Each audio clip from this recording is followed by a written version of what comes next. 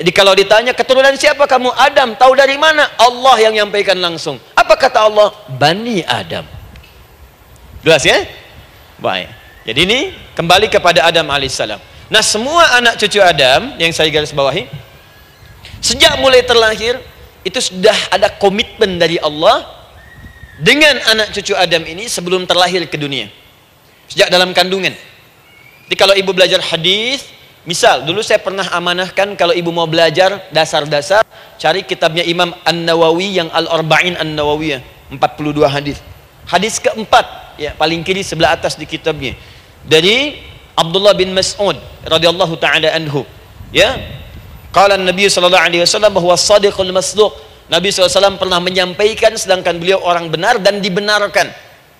Kapan perjanjian ini dibuat? Dalam usia kandungan 4 bulan. Dalam kandungan. Inna ahadakum yujma'u fi batni ummihi. Setiap kalian yang akan terlahir dari anak cucu Adam, kecuali Adam, Bu, ya. Ingat, kecuali Adam, kecuali Hawa, karena ini asal mula manusia keduanya. Tapi keturunan Adam dan Hawa akan mengalami proses yang sama. Dikandung dulu ibundanya, kemudian terlahir. Adam tidak dikandung, ingat, Adam tidak ada bapak, Adam tidak ada ibu. Langsung diciptakan wujudnya oleh Allah Subhanahu wa taala dari bahan dasar yang sama dengan manusia. Ya, karena itu saya pernah ditanya, pernah berdialog, ya. Ustaz, ini spesial Nabi Isa ini. Ya, spesial, Yesus Al-Masih Nabi Isa spesial. Karena itu diangkat sebagai Tuhan. Apa yang spesial? Kata beliau, karena ini bisa menghidupkan yang mati. Yang kedua, ini lahirnya beda dengan orang biasa. Bagaimana lahirnya? Tanpa bapak. Ibu saja tanpa bapak. Mana ada manusia yang lain seperti ini? Saya bilang, Adam lebih spesial lagi. Lahir tanpa ibu, tanpa bapak. Kenapa nggak jadi Tuhan? Tapi kan Adam nggak bisa menghidupkan yang mati. Dengan izin Allah, maaf, Nabi Ibrahim lebih canggih lagi.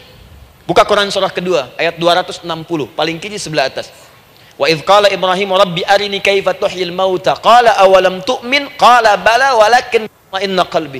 Ketika Ibrahim bermohon kepada Rabbnya, ya Allah, tolong tunjukkan kepadaku bagaimana cara menghidupkan yang mati. Kata Allah, kamu masih nggak yakin? Kata Ibrahim, saya yakin, saya yakin-yakinnya, cuma supaya hati saya tenang, buktikan kepada yang lain tentang kuasamu. Kata Allah, gampang. Lalu Allah berikan kemudian satu ketentuan sama persis dengan Nabi Isa, cuman prosesnya lebih canggih. Kalau Nabi Isa tepuk mayatnya, bangun, bicara. Nabi Ibrahim kata Allah, nih ambil burung, potong-potong dulu, dicincang dulu. Sudah dicincang kemudian, mayatnya disimpan, jasadnya di tempat bukit yang berbeda. Kalau sekarang potong burung, simpan di bukit satu, jasad yang kedua simpan di bukit B.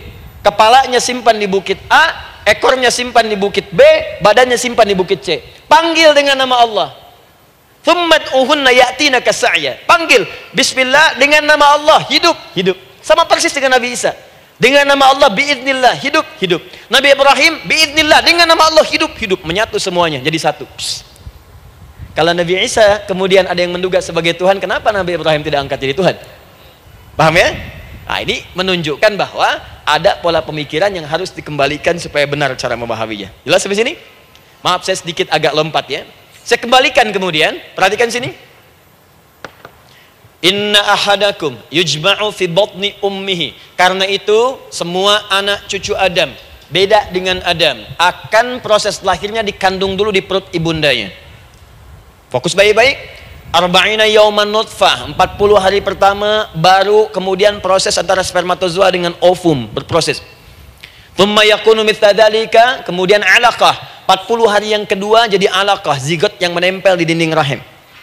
Thumma yakunu mithla dzalika mudghah. 40 hari ketiga berbentuk mudghah, sudah mulai berbentuk daging sekeratan, ada bentuknya. Dan usianya sudah 4 bulan, 40 hari ketiga, 120 hari. 120 hari.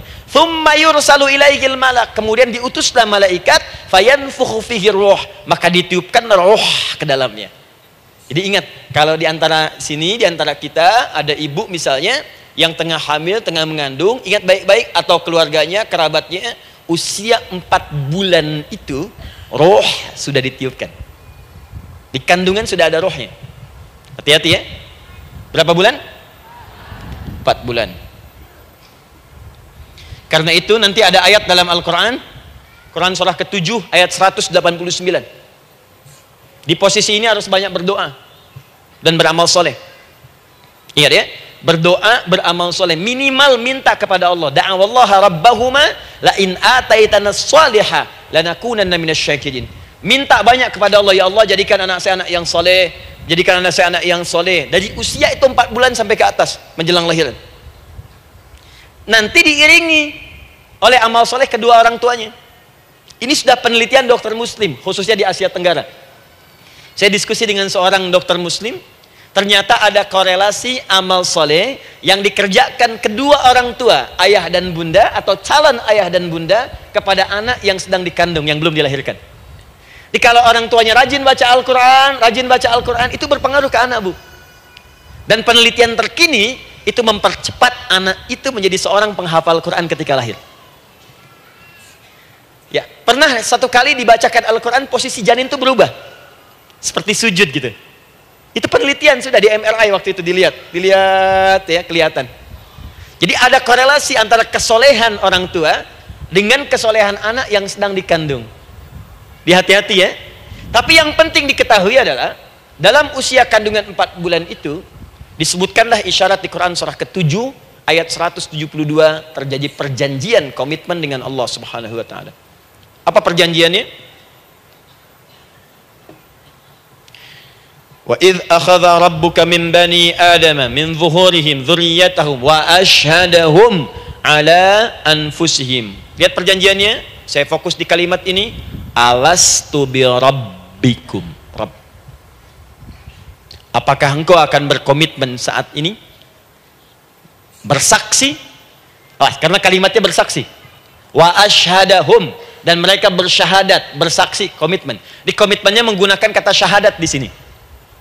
Karena itu nanti setiap bayi yang sudah terlahir dari rahim ibu manapun itu berada dalam keadaan suci karena sudah bersyahadat dalam perut ibundanya.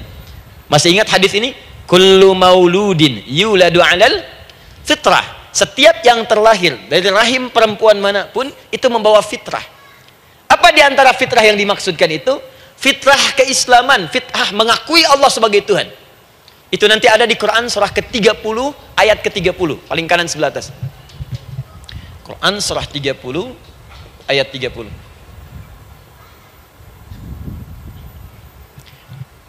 Fa'aqim wajhaka lid-dini hanifa.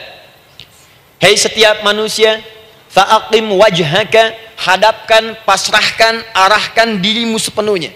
Lid-dini, pada ketentuan ad-din, hanifa, dengan lurus. Di setiap manusia itu punya fitrah untuk beragama, punya kecenderungan untuk mencari Tuhan. Silakan ibu cek, manusia manapun yang pernah hidup itu pasti akan mencari Tuhan. Silahkan. Karena itu Allah beri jalan, begini cara mencarinya. Fitratallahi allati fataran nasa 'alaiha, itulah fitrah manusia yang telah Allah berikan pada dirinya bahkan sebelum dia terlahir. Di antara fitrah manusia ada kecenderungan untuk mencari Tuhan. Ada kecenderungan untuk mendekat kepada Allah. Bahasa Qur'annya din, lid-dini hanifa. Apa itu din? Itulah Islam. Quran surah ke-3 ayat 19. Innad dina indallahil Islam. Karena itu silakan cek, semua orang itu pasti akan mencari Tuhan. Setiap manusia. Ada yang melihat kayaknya ada di hewan, kayaknya ada di pohon, kayaknya ada di alam, kayaknya ada di patung, kayaknya ada di, mencari dia. Terus Allah beri jalan. Kalau kamu ingin mencari yang benar, din yang dimaksud Islam, diberikanlah tuntunan dalam Islam. Jelas sampai sini? Baik, karena itulah kemudian setiap bayi yang terlahir itu disebut oleh Nabi dia suci, dia bersih karena telah membawa risalah Islam dalam dirinya. Hanya sayang nanti fa abawahu yuhawidanihi au yunassaranihi au yumajjisanihi. Lingkungan nanti akan merubah dia keluar dari fitrahnya. Bisa dipengaruhi, tiba-tiba berubah misalnya keyakinan. Bisa karena kejadian tertentu dia jauh dari Allah Subhanahu wa taala. Dia muslim, cuman karena kondisi tertentu, pekerjaan menjauhkan dia dari Allah, lupa sholat. Telenovela menjauhkan dia dari Al-Quran. WhatsApp, Facebook, media sosial melupakan dia dari ibadah. Coba ibu, kalau online setiap hari berapa kali dengan media sosial? Ganti status. Online dengan Allah berapa kali dalam sehari? Coba hitung. Online dengan Allah yang paling maksimal kan sholat fardu 5 kali. Kalau 1 kali 5 menit kali 5 cuma 25 menit. 25 menit online dengan Allah. Berapa menit online dengan media sosial yang tidak nyata? Dan cita-cita masuk surga. Ayo sini. Nah, saya belum selesai. Jadi yang pertama, dalam perjanjian 4 bulan ini, pertama ada komitmen bersyahadat menuhankan Allah. Tapi yang kedua, ini yang dahsyat. Perhatikan kalimatnya, fokus. Saat Allah memperkenalkan dirinya dalam kandungan kita, usia 4 bulan itu, dengan nama apa Allah memperkenalkan dirinya? Coba lihat ayatnya. Alastu bi rabbikum, dengan nama Rabb. Wa idh akhadha rabbuka min bani adama dzurriyyatahum, awas, wa ashhadahum ala anfusihim alastu bi rabbikum, dengan nama Rabb.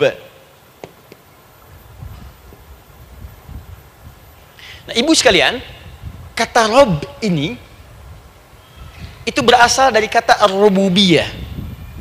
Ar-rububiyah yang berarti sifat merawat, memberikan semua kebutuhan. Saya ulang ya. Merawat, memberikan semua kebutuhan. Sudah? Menyayangi, memaafkan, mengasihi, mengampuni. Masya Allah. Merawat, memenuhi sebuah kebutuhan, menyayangi, memaafkan, mengampuni. Jadi semua hal yang terkait dengan perhatian ada pada kalimat Rabb. Sifatnya disebut dengan rububiyah. Zat yang memperhatikannya disebut dengan Rabb, namanya Rabbun. Baik. Pelan-pelan. Nah, seakan-akan Allah ingin berkata begini, hei, engkau buat perjanjian dengan saya sekarang. Engkau bersaksi, saya sebagai Tuhan, siap bersaksi, menuhankan saya. Nanti ketika kamu lahir, apapun yang kamu butuhkan dalam kehidupan, aku akan berikan. Kamu akan saya rawat. Kalau sakit, kamu saya sembuhkan. Minta sesuatu yang kamu butuhkan, saya akan berikan. Kamu butuh sesuatu, saya akan hadir. Kamu salah minta maaf, saya maafkan. Kamu dosa minta ampun istighfar, saya ampuni. Kamu ingin sesuatu yang lebih baik, saya berikan. Pokoknya semua yang kamu inginkan selama engkau butuhkan itu baik, aku berikan. Kira-kira, maaf Bu ya, maaf sekali. Kalau ada yang nawarkan pada ibu, mau nggak ikut saya? Nanti sebuah kebutuhannya saya berikan. Kalau sakit saya berikan jaminan kesembuhannya. Kalau butuh sesuatu saya berikan. Kalau ingin ini itu selama butuh saya sampaikan. Kira-kira ibu nolak atau ikut? Baik. Ikutnya mikir dulu atau tidak? Tidak. Jangankan yang tinggi-tinggi Bu ya, suami aja nawarkan, mah mau nggak ikut papa? Papa nanti kasih handphone S10. Sama gelang nggak Pak? Ikut ya. Dan tanpa pikir. Dalam bahasa Arab, sesuatu yang disetujui tanpa difikirkan lagi, itu disebut bala namanya. Bala, sekali saja, sekali, ya, tidak 2 kali. Tidak ditambah, tidak dikurangi. Ingat, kalau Allah sudah sampaikan kalimat, jangan tambah, jangan kurangi, ya. Bala, tidak ditambah nga, tidak disebutkan 2 kali. Bala. Ya. Bala itu artinya siap. Ya. Tanpa pikir. Karena memang nggak ada yang dipikirkan lagi. Apa yang mau dipikirkan? Semua kebutuhan dikasih. Semua keinginan dikabulkan sepanjang baik. Kalau sakit ada jaminan disembuhkan. Dikasihi, disayangi, salah dimaafkan.